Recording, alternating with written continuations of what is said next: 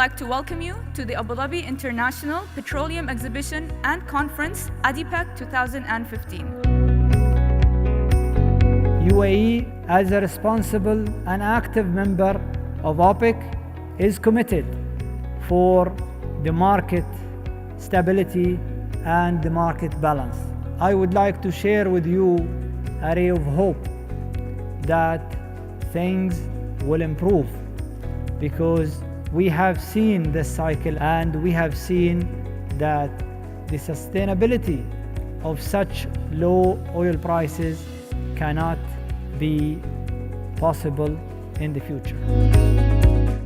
The theme of ADIPEC 2015 is innovation and sustainability in a new energy world, and this is not a coincidence. 2015 is the UAE Year of Innovation and the inspiration for our conference theme. We must harness the talent of our human capital. We need to nurture the next generation of energy sector employees and ensure they are equipped with the appropriate skills and learning development.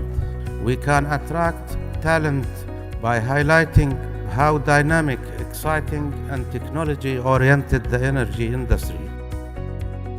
One area we are very excited about, the offshore, marine, and heavy equipment zone and conference hall on the ADNIC waterfront. Its introduction is in presence to an identified need for a platform to share ideas, best practices, and form partnerships in this area of the business. This due in part to our planned at least 35 billion of investment in offshore oil projects within the next 5 years. OPEC's not the only balance of the market. The United States is back in a role of swing producer, a role that it hasn't exerted for 6 decades. The U.S. will remain the swing producer because people can make decisions and have a well drilled in 120 days. It's micro decisions rather than macro decisions. It's $10 million decisions rather than $10 billion. And so the U.S. will swing up again as a producer.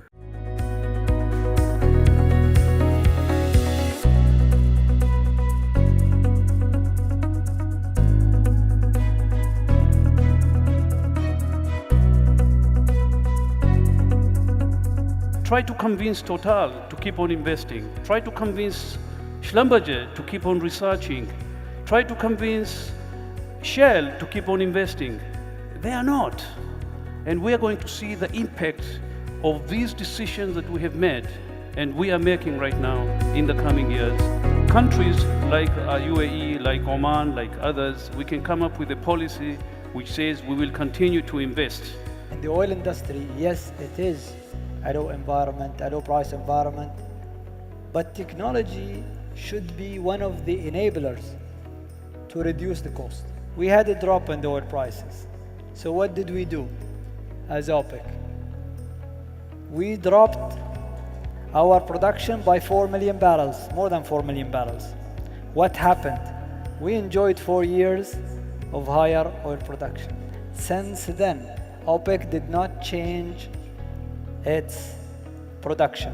So we stayed at around 30 million for the past 4 years when the oil was $100. We decided not to overproduce. And we said this in the media several times, but I think it looks like we need to repeat it every now and then so people remember it. Challenge is now with the deep water, high pressure, high temperature gas, and really with very hard and deep structures, whereby the role of technology is very well addressed now and is very much needed.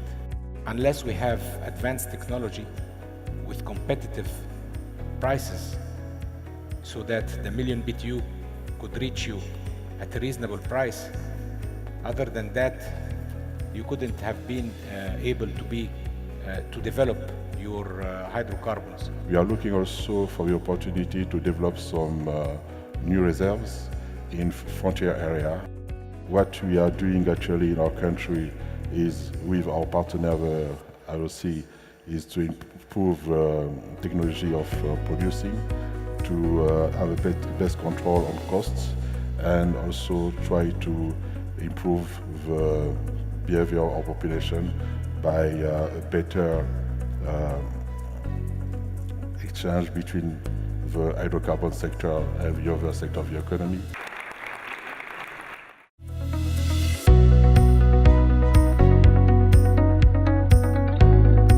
I have today been asked to talk about industry challenges, and I must say this is a very, very popular topic these days, as the industry is really going through a fundamental transformation. One of the most important things is for us to focus on challenges and not bury them. Healthier oil prices are crucial for sustaining long-term investment. Innovation is what brought us here. If it wasn't for innovation, we'd probably be in the Stone Age.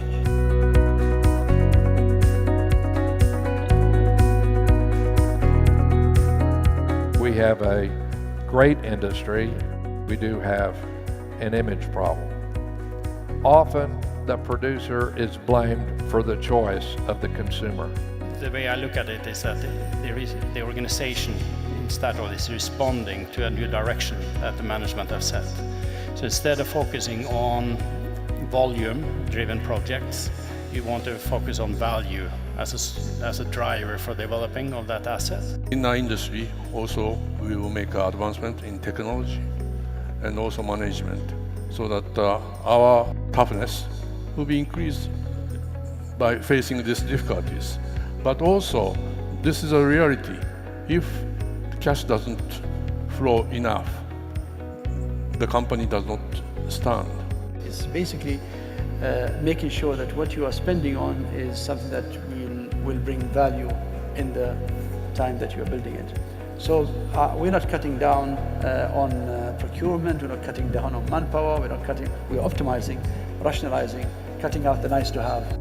It's a cyclical business, and many of the companies got over-leveraged, and their equity owners are going to be diluted, and there's a price to get paid in a cyclical businesses by companies that get over-leveraged. That's advice I used to give companies before the price downturn. They didn't listen. Some of them, now they listen.